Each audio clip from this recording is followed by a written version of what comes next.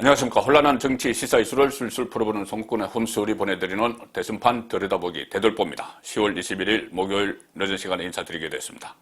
오늘 아침 제가 조간 딱풀 시간에 윤석열 후보 전 검찰총장의 소신에 대해서 말씀을 드렸었죠. 전두환 전 대통령 관련 발언, 이 사과 요구가 빗발쳤지만 소신을 굽히지 않았다. 왜 그럴까? 이렇게 해서 제가 해석을 해드렸는데 오늘 두 번 소신을 굽혔습니다. 오전에 한 번, 오후에 한 번, 두 번 소신을 굽혔습니다. 자, 일단 발언 내용은 그제 나왔죠. 해운대갑, 부산 해운대갑 당원협의회에서 한 말입니다. 전두환 전 대통령이 잘못한 부분이 있지만 군사 쿠데타와 5.18만 빼면 정치는 잘했다고 말하는 분들이 많다. 호남에서도 그렇게 말하는 분들이 꽤 있다. 자, 이렇게 이야기를 한 것을 두고 많은 언론들이 특히 이 진보 좌파 성향의 언론들이 망언 그러면서 호남에 대한 모독 이런 프레임으로 계속 공격을 했습니다. 그리고 민주당은 말할 것도 없고 국민의힘의 다른 새 후보들, 대선 후보들 어제 대구 경북 지역 합동 토론에서도 이 문제를 계속 거론을 했죠. 홍준표, 유승민 다 이렇게 이것을 가지고 공격을 했습니다. 그리고 또 당 지도부 이준석 그까지 적절치 못한 발언이다 그러면서 본인이 대신 사과하겠다 하고 강주를 오늘 호남 쪽으로 방문을 했죠. 자, 이 상황에서 윤석열 후보도 견디기 어려웠는지 또 내부 캠프에서도 계속 사과를 해야 된다는 이야기가 계속 건의가 됐다고 합니다. 특히 이 김경진 전 의원, 윤석열 후보 캠프에 있죠. 방송에 주로 많이 나가는데 김경진 전 의원은 방송에서 공개적으로 윤석열에게 강조에 가서 사과하라고 건의하겠다 이런 이야기를 했고 캠프 내부에서도 상당히 지금 너무 여론이 좋지 않다 그러니 굽히는 게 좋겠다 이런 건의가 있었다고 합니다. 그래서 오전에 한번 굽혔는데 유감 표명이란 단어를 사용했습니다. 그러니 그걸로는 안 된다. 이 당 안에서조차도 다른 경선 후보들조차도 그걸로는 안 된다 해서 오후에 다시 또 사과를 하는 자 오늘 하루 두 번 소신을 굽혔는데 자, 왜 그렇게 소신을 굽히지 않으면 안 됐을까? 이번에는 그것을 또 다시 해석을 해드려야 될 것 같습니다. 아침에는 이 소신을 굽히지 않는 이유, 근데 지금은 소신을 굽힌 이유를 또 설명을 드려야 되는 그런 상황이 돼버렸습니다. 어제 TK 토론회까지도 소신을 굽히지 않았죠. 자, 오늘 두 번이나 한 번은 유감 표명, 한 번은 사과를 했습니다. 오늘 오전에는 어떤 행사장, 그렇죠. 청년 정책 공약을 발표하는 그 행사에 발표하기에 앞서서, 이렇게 이야기했습니다. 설명과 비유가 부적절했다는 많은 분들의 지적과 비판을 겸허히 수용하고 유감을 표합니다. 이렇게 했습니다. 유감 표시. 그리고, 앞으로도 낮은 자세로 국민들의 뜻을 더 받들어 국민들의 여망인 정권교체를 반드시 이루도록 하겠다 이렇게 이야기를 했습니다. 그리고 5.18 정신을 4.19 정신과 마찬가지로 헌법 전문에 넣어야 한다고 주장해온 사람이다 본인은. 그렇지만 이 해운대 당협에서 제 발언은 50 정권을 옹호하거나 찬양한 것은 결코 아니다.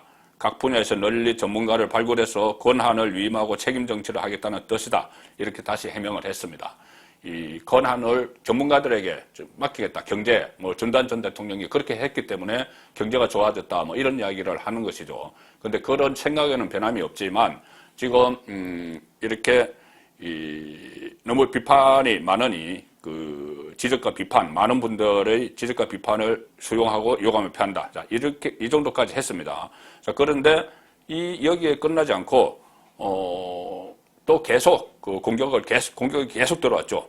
홍준표 후보 같은 경우는 이 지도자 수업이 안 된 칼잡이에 불과하다. 윤석열 후보가 칼잡이에 불과하다. 이렇게 이야기를 했고, 히틀러도 경제가 좋아졌으면, 독일 경제가 좋아졌으면 히틀러도 찬양을 할 것이냐.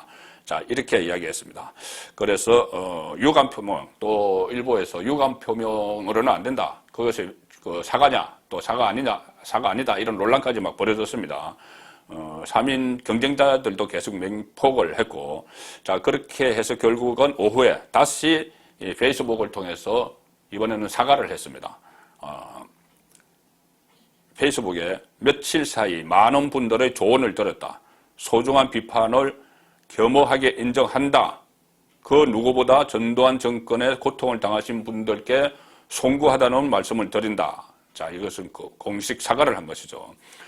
그리고 뭐 발언의 진위는 다시 설명합니다. 전두환 전 대통령 찬양이나 옹호가 아니다. 그리고 군사 쿠데타를 일으키고 민주주의를 탄압한 전두환 군사 독재를 찬양, 옹호할 리 없다. 그러나 독재자의 통치 행위를 거론한 것은 옳지 못했다. 그 통치, 이준석이 계속 전두환 전 대통령 정치를 한 게 아니라 통치를 한 것이다. 이런 이야기도 했죠. 그래서 통치 행위를 거론한 것은 옳지 못했다. 발언의 진위가 왜곡되었다며 책임을 돌린 것 역시 현명하지 못했다. 발언 진위가 왜곡됐다. 내가 찬양한 게 아니고 나는 그 용인설에 대해서 전두환 전 대통령의 용인설에 대해서 전문가를 중용하는 그거에 대해서 이야기한 것이다. 이렇게 해명을 했는데 그렇게 왜곡됐다 하면서 언론이나 다른 데도 책임을 돌린 것 역시 현명하지 못했다. 거의 뭐 완전히 백기투항하는 그런 그런 사과문을 낸 겁니다. 또 뭐 정치인이라면 자기 발언이 늘 편집될 수 있다는 생각까지 해야 한다는 지적을 받아들인다. 대통령은 무한 책임의 자리라는 사실을 마음에 깊이 새기겠다. 정치인의 말과 행동의 무게를 다시 한번 깨닫는 계기로 삼겠다. 이렇게 자세를 낮추는데 지금 한 이것이 아마 이 유감 표명에 의해서 사과까지 하지 않을 수 없게 만드는 그런 상황으로 갔던 것 같습니다. 정치인이라면 자기 발언이 늘 편집될 수도 있다. 그러니까 이렇게 왜곡될 수도 있다. 앞뒤 다 잘라내고 전두환을 거론한 그 부분만 가지고 이렇게 공격의 소재가 되는구나. 본인은 어떤 전문가의 중요성을 이야기했는데, 자, 그런 것도 본인이 다 감수해야 될 부분인 것 같아. 이런 이야기입니다. 그러니 지금 좀 정치권에, 정치에 좀 동화되어가는, 익숙해져가는, 자, 그런 상황에서 이런 일이 일어났다. 그렇게 볼 수가 있습니다. 원칙을 가지고, 이런 말도 했습니다. 원칙을 가지고 권력에 맞설 때는 고집이 미덕일 수 있으나 국민에 맞서는 고집은 잘못이다. 자, 이렇게 이야기했습니다. 일단 윤석열의 소신을 굽힌 것은 본인이 이야기했듯이 편집될 수 있다는 생각까지 해야 된다. 자기 발언이 정치인이라면은. 자, 이런 그 인식을 갖게 됨으로써 이런 사과까지 나왔는데 또 실제로 이 캠프 안에서 대선에 악영향을 미칠 수 있다. 뭐 이런 이야기들이 나왔습니다. 나고 특히 이 오전에 유감 표명 이후에 오후에 SNS를 통해서 다시 사과를 하는 그 사이에 여론조사 결과들이 발표가 됐죠. 자, 여론조사 결과가 발표가 됐는데 그 중에서 이 호남의 민심이 심상치 않다 이런 분석들이 막 나왔습니다. 이 해운대 발언이 19일 날 나왔죠. 그제 나왔는데 이 4개 여론조사 기관이 공동으로 하는 지표조사라는 게 있습니다. 전국 지표조사. 그 지표조사가 18, 19, 20일 동안 그 대선 후보 지지율을 여론조사를 했습니다. 그러니 18일과 19일 오전 정도에는 그 전두환 전 대통령 관련 발언이 포함이 되지 않았지만은 여론에 반영이 되지 않았지만은 그 하루 반나절은 전두환 전 대통령과 관련한 발언이 있고 나서 여론조사가 실시된 것이죠.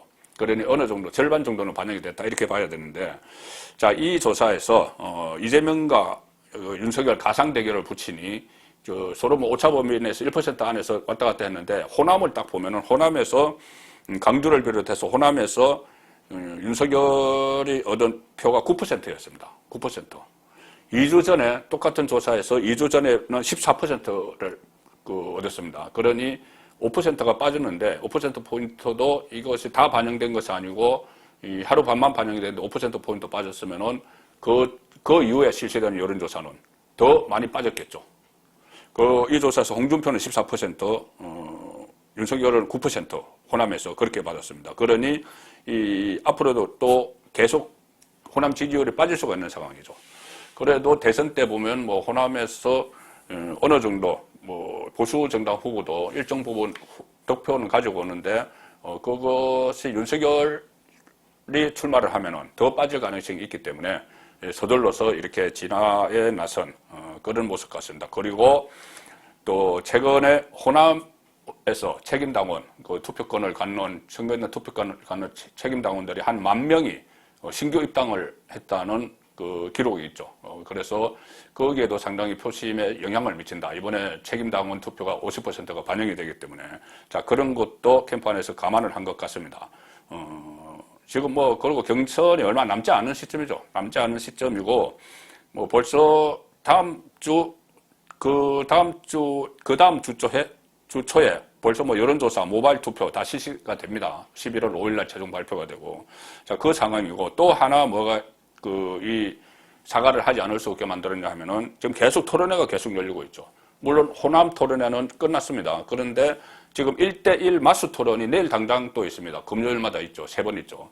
내일 마스 토론 상대자가 또 유승민 후보입니다. 유승민 후보는 이 발언을 놓고 윤석열 후보에게 제2의 전두환이 될 거냐 뭐 이런 식으로 맹공을 퍼부었죠. 그래서 내일 마스 토론에서도 이것이 모든 쟁점을 빨아들이는 이 블랙홀처럼 돼버리면은 상당히 이 타격이 있을 수가 있기 때문에 오늘 2번이나 소신을 굽히지 않았나. 자, 그렇게 봅니다.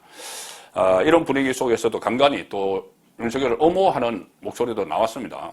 오늘 김재원 최고위원이 이 부동산, 원전, 정책 2가지만은 이 최고위원회에서 한 발언입니다. 문재인 대통령이 적어도 전두환 전 대통령에게 배웠으면 좋겠다. 이런 이야기를 했습니다. 그리고 문 대통령 임기가 6개월 남았는데 전두환 전 대통령에게 가서 물어보면 분명히 국내 최고 전문가들에게 맡기고 고집 부리지 말라고 하지 않겠느냐 이렇게 이야기했습니다. 그래서 윤석열 전두환 관련 발언을 두둔하는 취지에서 나온 것이다 이런 해석이 있었고 또 바로 첫날에 이 발언이 나온 윤석열 후보의 발언이 나온 첫날에 전효옥 전 의원이죠. 전효옥 전 의원이 아니 윤석열 후보가 틀린 말을 한 게 뭐가 있느냐. 망언 한 것이 아니다. 뭐 사과할 필요 없다. 그리고 과거에 홍준표도 뭐 전두환, 노태우 다 있겠다고 했다.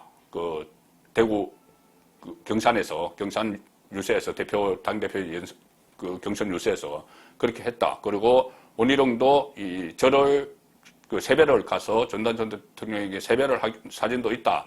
자, 그런 이야기들을 하면서 사과할 필요가 없다. 이렇게 이야기를 했지만 어쨌든 오늘 여러 가지 상황을 감안을 해서 윤석열 후보가 소신을 2번 굽혔습니다. 그런데 이 2번의 굽힌 소신 굽힌 것이 이 대선 가도에서 과연 덕이 될지, 실이 될지 이 부분은 조금 더 지켜봐야 되겠죠. 송문권의 대들보였습니다.